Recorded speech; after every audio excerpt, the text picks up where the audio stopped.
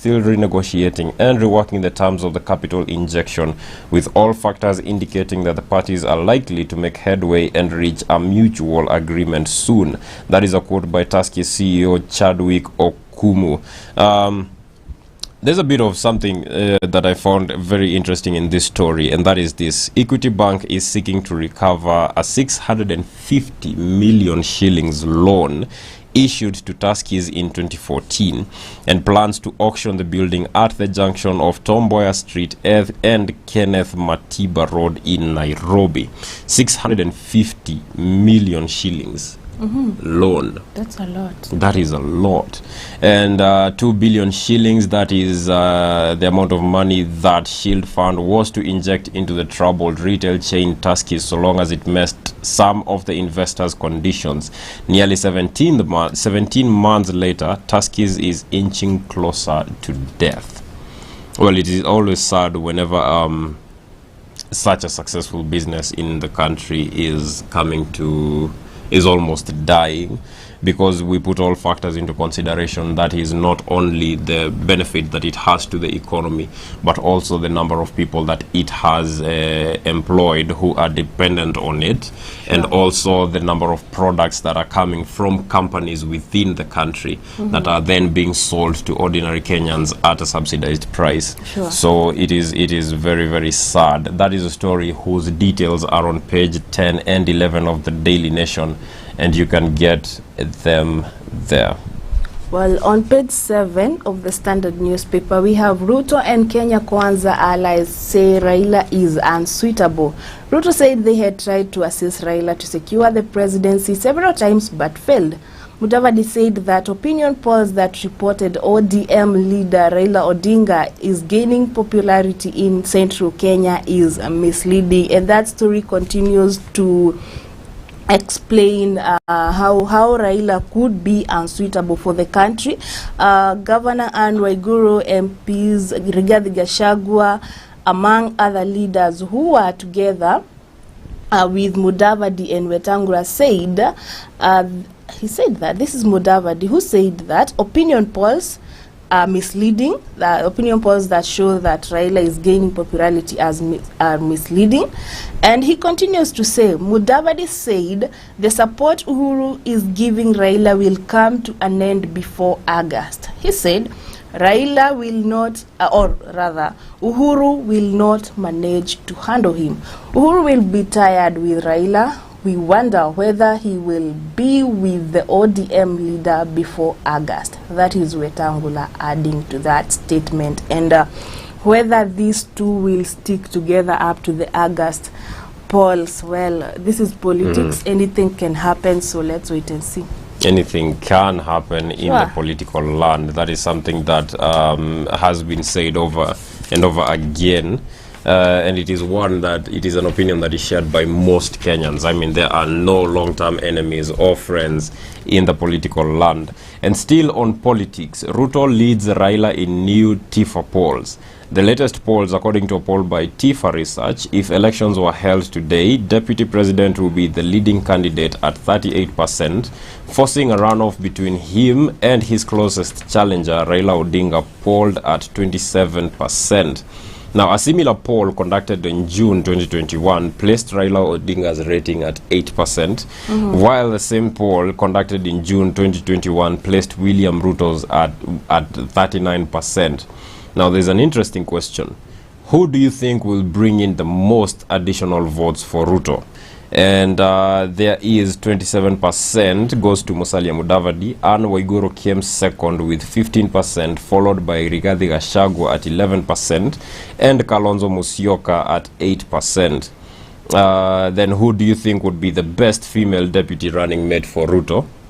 Anne Waiguru leads with 40% and Martha Karua comes second with 16%, while Alice Wahome only has 10%. And the same thing goes to the Azimio side. Who do you think will bring in the most additional votes for Raila? Peter Kenneth has 41%. Kalonzo Musyoka came second with 18%, followed by Martha Karua with 13% and Charity Ngilu at 5%. And who do you think would be the best female deputy running mate for Raila Odinga? There is Martha Karua with 44%, Charity Ngilu with 28% and Sabina Chege with 7%. Now, if you are interested with the way the politics of the land are shaping up, you definitely want to grab a copy of the Daily Nation and head on to page 8. There are so many more details in there. Well, drifting away from politics to matters education, it is all set for KCPE and KCSE exams that are scheduled to start in 2 weeks' time, and specifically, the KCPE examinations are scheduled to be done between 7th March to 10th March, while the KCSE examinations are scheduled to start on 11th to April 1st. Well, this year, there is a total of 2,056,719 registered NEC exam. Yes, registered for NEC, and 1,225,693,000 registered to do KCPE. Well, from last year, there is an additional 78,424 candidates who have been registered for KCSE, while there is an additional of I can't find that one for KCPE, but the numbers have gone rise. Yes, it is 34,085 for KCPE compared to last year, and I feel that that is a good thing, to have more people doing KCPE and KCSE. Indeed it is. Now to a story that is rather a bit sad again on the economic hit that is happening in our country. That is the colorful past of relic Kenya Airways planes sold for a song. Now this is something that most of you saw either on the roads, that is if you're on Mombasa Road at the day that it was happening, or on social media, and that is the story of the plane fuselage that caused a huge traffic snarl up on Mombasa Road at Cabanas. Now it says that most of the 73 aircraft sold by KAA fetched below 1 million shillings. The most expensive offer from the November 2021 auction, however, was 25 million shillings. Owners of the junk planes include the Somali Air Force, Jetlink and Skyward. Let me just read a bit of it. But what are the stories of these planes and how did they find themselves here? Of course, they once were birds of the sky, traversing continents and generally living the good life. The two planes were manufactured 45 years ago and had been stored at Wilson Airport in Nairobi. They were among the oldies auctioned by the Kenya Airports Authority in November last year. Now, to hear about a plane, even a broken down one, that is selling for less than 1 million Kenya shillings is something that is shocking.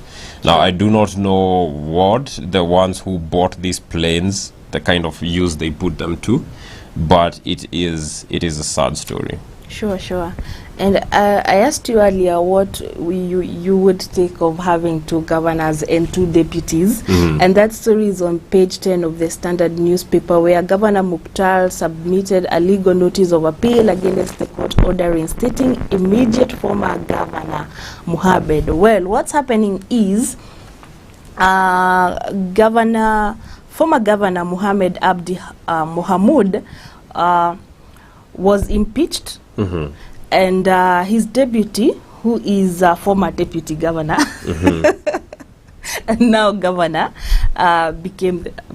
Ahmed Mukhtar is now governor. However, after all the legal hassles and battles, the governor Mohamed Abdi has been reinstated, and court now tells deputy governor to step down, to take his role back as deputy governor. But whether they will agree to this, it's something we really look forward to. Whether now with only like 6 months remaining to election, I just hope that none of the other goes to court and then the cycle continues. I don't know how they will handle this, because now if the governor assumes his role as, or the former governor assumes his role as governor, then what happens to the now governor who was the deputy governor? Well, it's something that we we intend to see, and we will have our news team following up on that story to keep you updated. Now, yesterday, we highlighted a story about how the NHIF rates are about to change, or rather how they were proposed that they will change. And this is sort of like an aftershock as a result of that report. The proposal suggests that 1.7%, if your gross monthly salary is more than 100,000 shillings, you will pay this percentage to NHIF. And 20,000 shillings is the amount an adult Kenyan will pay in fines if they do not show proof of NHIF cover. Now, employers reject this plan to raise NHIF rates. It says here the fresh regulations will see workers earning more than 100,000 pay 1.7% of their gross, excuse my Kikuyu tongue, 1.7% of their gross salary to the insurer. Under the current model, employees earning over 100,000 shillings pay a fixed monthly contribution of 1,700 shillings. Workers earning over 200,000 will pay double at 3,400, while the burden of those who make 500,000 will increase 5 times to 8,500. That is a story whose details are on the back page of the Daily Nation.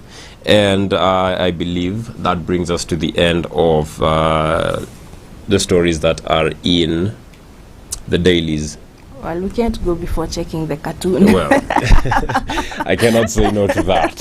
And there's an interesting one on the Standard newspaper, and there is a gentleman here sleeping, and there is a ghost written ICC ghost, and telling this gentleman, hey, don't be vague, let's go to Hague. Wow. I believe that is a very familiar face, if I'm not wrong. Yes. Yeah, but it's one that I do not want to mention, just in case it is not what I think it is, or rather who I think it is.